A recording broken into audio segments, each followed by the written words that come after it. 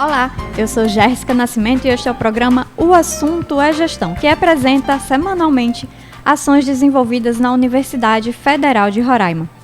Em agosto comemora-se o Dia Internacional dos Povos Indígenas e hoje vamos conversar sobre ações de extensão ligadas ao Instituto Insiquirã, voltadas para a educação e valorização da cultura indígena. Nossa convidada é a professora Ananda Machado, que coordena o programa Valorização das Línguas e Culturas Indígenas de Roraima e o projeto Jamachim Cultural, Literaturas Indígenas nas Escolas e Comunidades.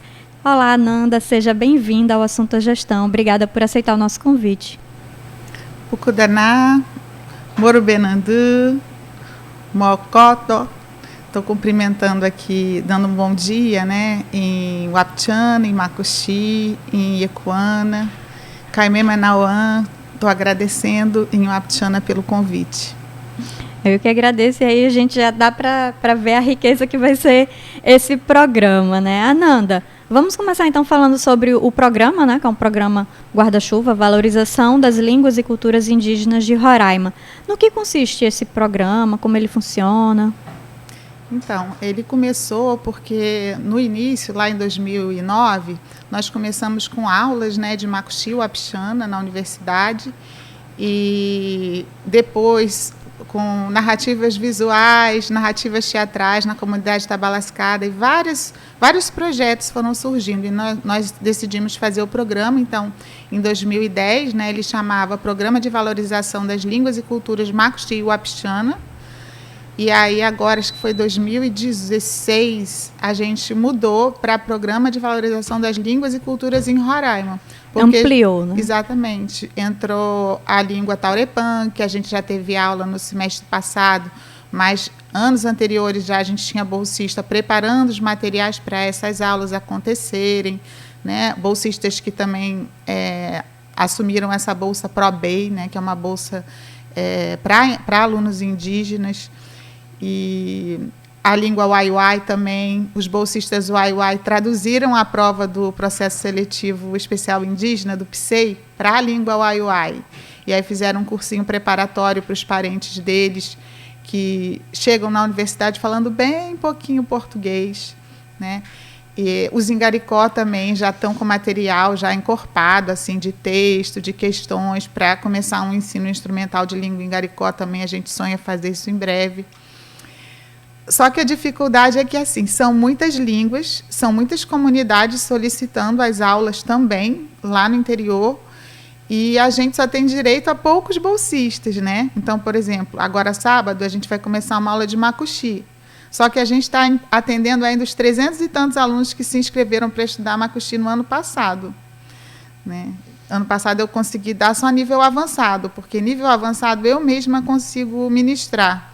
Como eu, na maioria que se inscreve já é professor de língua, eu trabalho basicamente a questão de metodologias para eles ministrarem as aulas, levo textos para eles criarem questões interessantes, né, para quando eles forem ensinar a língua, eles também aceitarem esse desafio, né, de entender que o ensino de língua pode ser algo bem mais profundo, de pensar através desse aprendizado da língua também na própria existência, na própria identidade, nessa riqueza, né, que essas culturas têm. Por isso que a gente coloca língua e cultura, né? É interessante que você falou aí, o projeto ele tanto é aberto para a comunidade, né, para quem quer aprender alguma língua indígena, como também ele ajuda as pessoas das próprias comunidades a aprenderem também o português, né?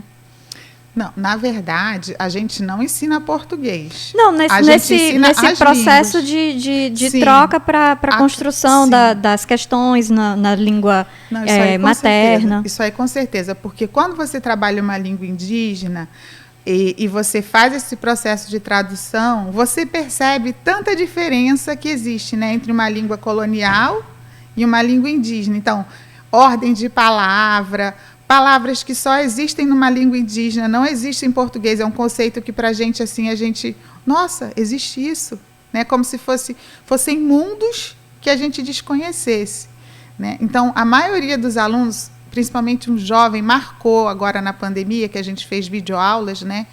Ele terminou o curso, ele falou assim, professora, eu quero agradecer, falou para a professora dele, né, que eu acho que era a professora Rosilda Macuxi. Falou assim, professora, eu quero agradecer, porque mais de conhecer do que conhecer a língua Macuxi, eu conheci a literatura Macuxi, os valores Macuxi, que eu estou completamente encantado, né, porque a gente levou um texto para a aula que contava que quando o personagem chegava lá na mata, ele virava raposa. E aí ia para o mundo das raposas. Depois, quando ele saía, a raposa que ele casou virava gente também. Ele falou assim, nunca imaginei, que é uma coisa fantástica, né? Poder ser gente, poder ser animal, poder ser as duas coisas ao mesmo tempo. Rompe essa coisa nossa, né, de achar que é só o humano que tem protagonismo no mundo, né? É verdade. E os animais são muito protagonistas também nas culturas indígenas, né? E como você está falando, tem muita riqueza e diversidade, né, na cultura dos povos.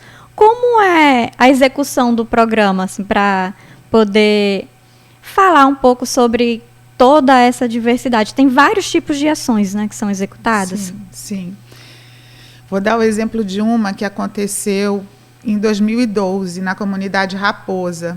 A artista Yolanda Fidelis veio, procurou a universidade, que ela queria ensinar macuxi na comunidade dela. E ela também faz panela de barro, né? Uma artista das artes da cerâmica, do barro, né? Do que a gente chama de cerâmica. E aí eu falei assim, dona Yolanda, por que a senhora não ensina a língua macuxi e cerâmica ao mesmo tempo? Então foi uma experiência muito bonita, assim, porque ela retomava o nome das panelas antigas, ia com as avós, e aí ensinava desde essa parte até todas as outras. Então, o aluno ele aprendia o vocabulário, ele aprendia como pedir um determinado objeto. Os utensílios que são utilizados junto com a panela. Sim. Para mim, assim, essas aulas elas são muito... E desdobrou uma mobilização da comunidade para acontecer o primeiro festival de panela de barro que teve na Raposa em 2012, né, que também juntou, acho que na época eram 6 ônibus que foram de diferentes regiões indígenas, dos lugares onde tinham essas aulas, né, ou de trançado em língua waptiana, ou de canto coral em língua macuxi. Então foram surgindo as mais diferentes iniciativas, né, ou de aprendizagem de macuxi através das músicas, né, que também é um mundo assim que é encantador você conhecer músicas que, por exemplo, na hora de dançar tem movimento de pássaros, então o aluno vem para aprender a língua, só que ele aprende muito mais, né? Ele aprende a cultura, né? E a vivência, ele vive a cultura, É muito interessante isso e é interessante também o quanto todo esse trabalho valoriza, né, a cultura, que às vezes acaba sendo motivo de vergonha para alguns povos, e aí começa a fazer esse resgate, essa valorização, de aprender o seu idioma, de aprender a sua cultura, de passar para as próximas gerações, né? Tem também isso de resgate, né? Tem. E como você falou, né? Tem uma lei que é de 2008, a Lei 11.645, que obriga o ensino de literaturas, de história, enfim, de culturas indígenas em todas as escolas do país. E a gente vê nos livros didáticos, às vezes tem uma boneca carajá, mas não diz que é carajá, não diz de onde veio, né? É uma coisa muito assim... Superficial ainda. Superficial. E esse aluno que vem estudar, normalmente muitos professores do município já passaram pelos cursos do estado, eles cumprimentam o aluno indígena na língua dele, né? Que é uma coisa que eu fico até emocionada, assim, volta e meia a gente tem um retorno. Uma vez eu estava no rádio mesmo, né? A potência do rádio, estava divulgando, acho que era a 2ª edição da Festa de Panela de Barro. Não foi nem a gente que organizou, mas a gente sempre vai, leva um ônibus, participa. E aí uma vovozinha lá do bairro falou assim, eu queria agradecer muito à universidade, porque pela primeira vez o meu netinho chegou em casa cantando uma música macuxi.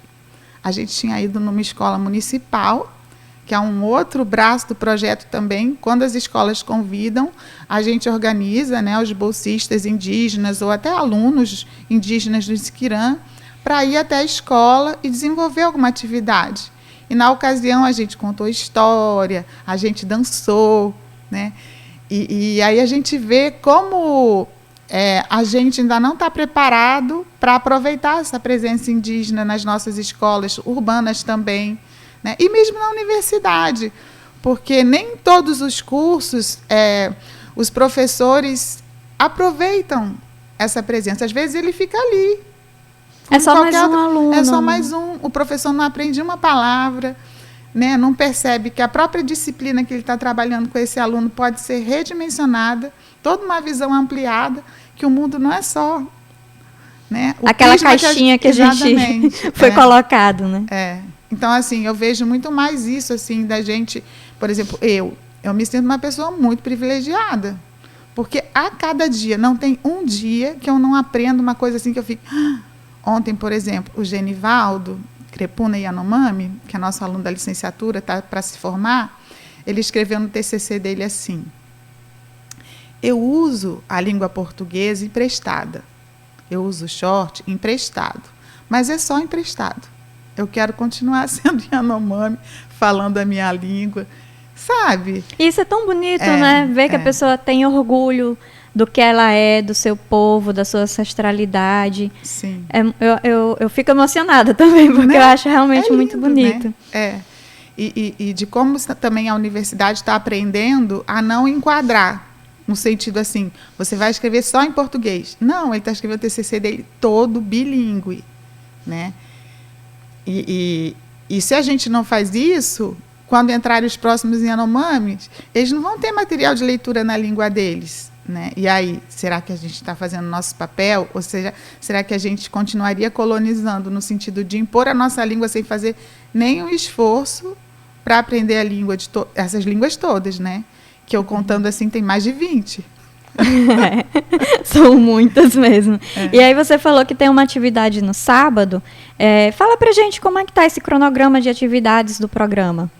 Então, no próximo sábado a gente vai começar a aula de macuxi, nível iniciante, como eu falei, com uma turma que se matriculou, que se inscreveu no ano passado, e vai durar 10 sábados, né, 4 horas por sábado, e a professora dessa vez vai focar bastante a questão da oralidade, porque a gente percebe que se a gente, por exemplo, as aulas de macuxi instrumental, eles aprendem a ler, tipo, tirar o som das letras, mas não consegue memorizar tanto os sentidos, né? E aí, para você falar, você é obrigado a investir nesses sentidos, porque, né, ninguém fala sem saber o que está falando, né? Então, ela está formatando para isso, né? E pensando também que é muito mais fácil, depois que você fala uma língua, escrevê-la do que o contrário, né? É verdade. Este é o programa O Assunto é Gestão. Estamos conversando hoje com a professora Ananda Machado, do Instituto Insiquirã de Educação Superior Indígena e coordenadora de projetos de extensão voltados para a valorização das línguas e das culturas dos povos originários. Siga o FRR para saber tudo o que ocorre em nossa instituição. Estamos nas redes sociais, YouTube, Instagram, Facebook, sempre como UFRR Oficial. A gente vai a um breve intervalo e volta daqui a pouco. –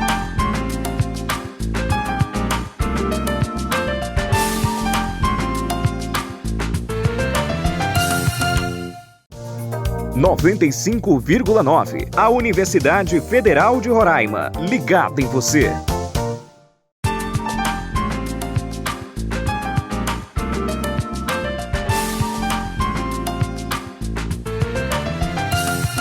Voltamos com o programa O Assunto é Gestão, transmitido pela Rádio Universitária 95,9 FM, ao vivo todas as quintas-feiras, com reprise aos sábados às 8 horas da manhã. Também, o programa também é exibido na TV Universitária, canal 2.1, às sextas-feiras e segundas-feiras, sempre ao meio-dia. Lembrando que a Rádio Universitária pode ser acessada também pela internet. Basta digitar no navegador radio.ufrr.br ou baixar no aplicativo Rádiosnet em seu celular. Hoje conversamos com a professora Ananda Machado. Ananda, no primeiro bloco a gente conversou sobre o Programa de Valorização das Línguas e Culturas Indígenas de Roraima. E agora eu queria conversar um pouquinho sobre o projeto Jamachim Cultural, que é uma ação desse programa, né? Explica para a gente qual é o objetivo do Jamachim Cultural. O Jamachim ele é pensado para preparar professores indígenas para trabalhar as literaturas indígenas, principalmente nas escolas indígenas, mas também nas comunidades. Então, a gente faz uma seleção de obras e faz oficinas com esses professores e eles replicam e criam, né, novas formas metodológicas de estar trabalhando essa literatura com seus pares, né? O objetivo principal é esse, mas acaba espraiando também para professores não indígenas que às vezes participam das ações e atuam nas outras escolas também em ambiente urbano ou demais escolas em nosso estado e até durante a pandemia no Brasil inteiro, até fora, né, do Brasil, porque essas literaturas elas são belíssimas, né? E como eu falei anteriormente, quando estava falando do programa de extensão, elas apresentam novos mundos, novas perspectivas, novos valores, novas formas, possibilidades de relação homem-natureza, né? Então, verdade. E como funciona o projeto? Quais autores indígenas de Roraima são trabalhados, por exemplo? Então, a gente sonhava fazer uma biblioteca em cada escola, mas a gente não conseguiu ainda. Então, a gente tem uns kits que tem uma média de 8, 9 livros. E aí, por exemplo, um desses